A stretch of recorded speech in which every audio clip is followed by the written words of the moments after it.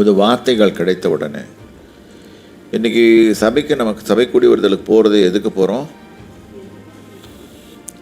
இங்கே தான் நம்ம நிறைய தவறுகள் விடுகிறோம். சபைக்கு போடுறது விதவிதமான நம்ம யார் என்பதை நம்மளை மற்றவங்களுக்கு தெரியறதுக்காக இல்லை.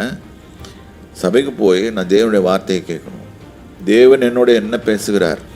கண்டிப்பாக பேசுவார். அந்த வார்த்தையை கேட்ட உடனே அதை உட்கொள்ளணும். ஏனென்றால் வார்த்தைகள் கிடைத்த பொதுவாக ஜென்ரலி ஹவு இட் ஒர்க்ஸ்னால், வார்த்தைகள் வரும், இந்த சைடில் போயிடும். ஆனால் அதை உட்கொள்ளும் போது உள்ளே போய் இருதயத்தில் சப்கான்ஷியஸ் மைண்டில் உட்காந்துடுது. அந்த வார்த்தைகள் எனக்கு சந்தோஷத்தை கொடுத்தது.